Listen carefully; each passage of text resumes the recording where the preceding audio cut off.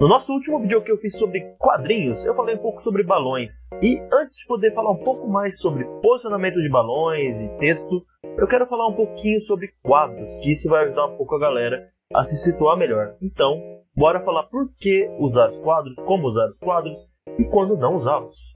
Mas antes de entrarmos no assunto, sejam muito bem-vindos. Eu sou o Marcelo Marim, o M2 que faz vídeos e lives sobre quadrinho e ilustração. Então se você gosta desse tipo de conteúdo, já deixa um follow aí. E se você já segue o canal, deixa um like que ajuda bastante. Bom, primeira coisa que você precisa saber é onde você desenha os quadros. De uma forma mais tradicional, nós fazemos os quadros na área viva ou área de desenho, que é essa área que está mostrando agora no vídeo. E se você não sabe muito sobre essas áreas, sobre bordas, eu vou deixar também um link que eu já falei disso, inclusive para páginas duplas. Então segue o link depois que ver esse vídeo e vai ver esse conteúdo também, que vai ajudar bastante a entender o resto que vamos falar aqui agora. Mas vamos lá, essa área que você desenha os quadros, que geralmente é a área que vai ser mais vista pelo leitor. É a área que fica em volta das bordas do quadrinho. Principalmente em quadrinhos tradicionais, como franceses e americanos, eles usam muito dessa área delimitada, não saem muito disso. Já em mangás nós sabemos que eles gostam de sair um pouco dessa área, fazer um quadro puxado para fora dessa área, mas uma coisa sempre muito respeitada é que o texto fica dentro desta área. Não sai geralmente dela. Por quê? Porque não corre risco de ser cortado na hora de fazer sangria ou então na hora de você exportar para forma digital. Já pensou, você tem um trabalhão, aí você tem que exportar essa página para diferentes sites de quadrinhos que tem diferentes formatos, e em algum site, na hora que você exporta no formato dele, você não consegue deixar de cortar um texto. Então, por isso que você tem que garantir que ele fique na área útil do quadrinho, na área principal, que é essa parte interna. E agora que você sabe um pouco mais sobre o espaço delimitado para os quadros, vamos falar agora sobre o seu espaço entre um e outro. Entre um quadro e outro temos o espaço branco, que nós chamamos geralmente de calha ou sarjeta. Esse espaço é que indica que passou um tempo para o outro no quadro. Eu gostaria que vocês dessem uma boa atenção para isso, mesmo se você faz webtoons. Tente usar o espaço que você vai ter, mesmo que seja na vertical ou na horizontal. Eu vejo muito webtoon só fazendo um quadro ali, colocando às vezes o balão para fora do quadro, porque acha que vai ficar bonito ou então vai ficar legal. Não fica tão legal assim, eu acho que atrapalha a leitura, o texto não pode ficar tão separado da imagem, e ter alguns desenhos um do lado do outro ajuda bastante o leitor. Ainda mais que o webtoon, por ser comprido, você pode colocar um quadro dentro do outro e só usa a distância de uma calha grande para dar uma sensação ou para dar um clima legal para o seu quadrinho. Não para toda hora separar um desenho do outro, vai ficar parecendo um slideshow. Evitem isso, é uma coisa que eu digo bastante em live e hoje eu quero frisar nesse vídeo. Outra dica que é interessante, que eu quero falar um pouquinho sobre calhas, é a distância entre elas. Você não precisa ter uma distância fixa, elas só precisam estar mais ou menos bem alinhadas. Você precisa pensar um pouquinho sobre as calhas verticais e horizontais. As verticais, vocês podem deixar bem próximo um quadro do outro. Já as calhas horizontais, eu gostaria que vocês tentassem fazer elas mais afastadas. Por quê? Porque é para dar a sensação de leitura. Primeiro esses quadros aqui de cima e depois você desce para os quadros de baixo. Isso daí ajuda bastante, já foi bem discutido entre quadrinistas, de afastar um pouquinho mais a calha horizontal. E de novo, não fique muito noiado com uma régua de sempre fazer a mesma distância das calhas verticais, horizontais ou tudo igualzinho. Mais ou menos no olhômetro já dá para fazer bem legal. Eu faço assim nos meus quadrinhos e nunca tive problema nenhum de leitor falar: nossa, isso daqui não tá bem medido, hein? É claro que também eu não quero que você deixe os quadros tortos, pelo amor de Deus. Faz bem paralelo um quadro do outro. É só a distância que não é para você ficar noiado. Bom, agora que você sabe que esta é a área de maior importância, que você vai colocar os seus desenhos principais e o texto, eu quero falar um pouquinho sobre os formatos. Quais formatos que você deve usar? Bom, aí que entra a jogada. Qualquer formato pode funcionar no quadrinho, desde que ele funcione com o seu tipo de arte ou com o que você quer contar da história. Não existem muitos modelos assim que você tem que seguir a rigor. A questão principal é que é mais fácil trabalhar com formato retangular, por isso que você vê tantos retângulos. Por quê? Porque eles são quadros tipo cinema. Você muitas vezes vê a maior parte dos quadros são quadros longos onde você pode ver boa parte da imagem, ou então quadrados que são bons para você pegar a cara de um personagem junto com um balão. É uma questão mais de prática, mas não quer dizer que você não possa sair do modelo tradicional. Então pense bem, você às vezes pode colocar até um balão de forma de estrela. Se ajudar a contar a sua história ou te ajudar a fazer uma ilustração bem feita, vai ficar legal. Você também pode usar trapézios, pode usar triângulos, pode usar o formato que você quiser. Você não tem muitos limites nessa área. E sobre esses formatos nós também temos aqueles que ultrapassam as bordas, os quadros vazados, como eu já disse no começo do vídeo, que são quadros muito utilizados nos mangás pelos japoneses. Eles usam muito dessa forma para poder ampliar a imagem ou então para poder dar uma direção na leitura. Isso ajuda bastante, eu gosto bastante de usar isso nos meus quadrinhos e também serve para poder destacar melhor alguma imagem muitas vezes. E a última questão sobre quadros é a sua ausência. Essa forma é muito utilizada nas tirinhas, que quando o personagem tem uma epifania, quando ele percebe alguma coisa muito grande, ele está pensando fora da caixa, ele está tendo uma visão mais além, ou então ele percebeu que algo de errado aconteceu. Você também pode usar isso para outras sensações, como para, por exemplo, destacar a silhueta do seu personagem não tendo nada em volta dele.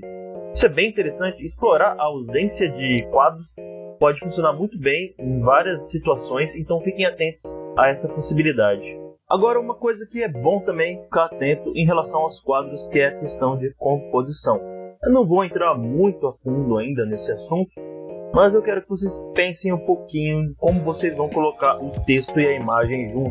E no final das contas é tudo imagem, só que a gente separa o texto e acaba pensando que é diferente. Então a primeira coisa que você tem que saber é que o posicionamento do texto vai importar nos quadros. Eu já vou adiantar um pouco aqui o assunto de balões. E nessa ideia de composições eu quero dar algumas dicas, falar de algumas composições que vocês podem usar. Eu vou falar isso mais a fundo em outro vídeo, mas hoje eu vou citar um pouco elas. A primeira que eu mais utilizo são das regras de terços, que também é utilizado muito em fotografia. Nela você separa a sua imagem em grids de 3x3 e 3x3, tanto na vertical quanto na horizontal, e você consegue dividir o quadro com 2 linhas na horizontal e 2 na vertical. O encontro entre essas linhas são pontos focais, onde você vai conseguir imaginar bem onde vai estar colocada as imagens que vão ser olhadas primeiro.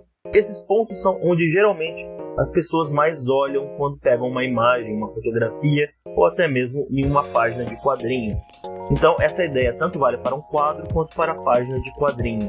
A segunda ideia de composição é usar formas geométricas, desde retângulos para quadrados ou então triângulos. Você usa isso na questão do seu desenho. Por exemplo, você coloca um personagem que fica com mãos abertas e você dá a ideia de um triângulo, ou então defendendo assim, fazendo poses que dão a ideia da forma geométrica triangular. Ou então simplesmente ele parado em forma de retângulo, com um cenário de fundo sendo o outro retângulo, forma a ideia de 2 formas geométricas ali para formar a composição. Outra forma que você pode usar aqui também é a forma de chamar atenção através de algum contraste ou algum objeto que esteja apontando. Por exemplo, você usa lanças em volta do personagem para apontar que ele está em perigo e também para focar na atenção nele. E você também pode usar isso como parte de sombra em volta dele para mostrar esse tipo de foco. São vários elementos que você pode pensar para chamar a atenção do leitor para aquele desenho.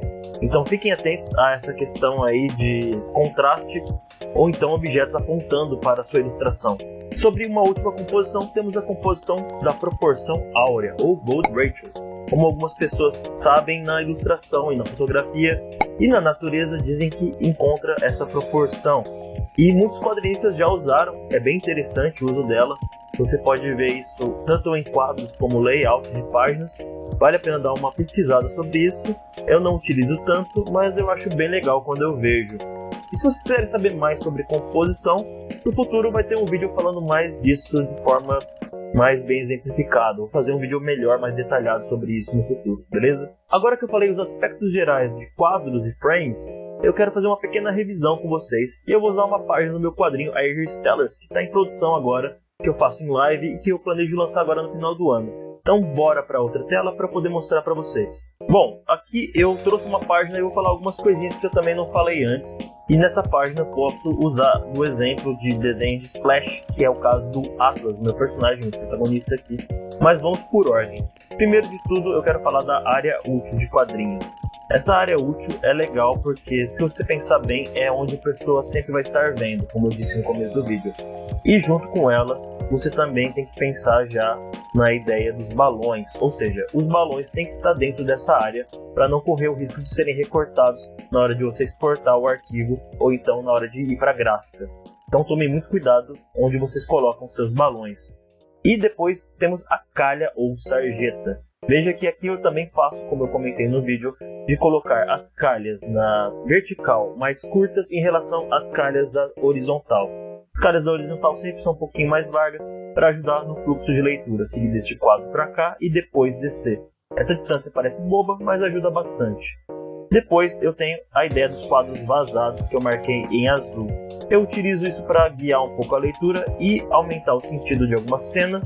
Existem vários outros motivos que você pode usar isso, explorem bem isso e vocês podem também utilizar isso para o fluxo de leitura, como eu fiz no quadro aqui inicial, para as pessoas começarem por ele, porque a minha leitura é ocidental, então começa da esquerda para a direita. E depois também temos essa ideia de splash, de ilustração splash, que é o Atlas em verde. Eu não comentei isso no vídeo, mas aqui eu já vou deixar claro que você pode fazer um desenho saltando do quadro. Então peguem o Atlas aqui, ele está saindo para fora do quadro um pouquinho, é uma ilustração bem legal de se fazer.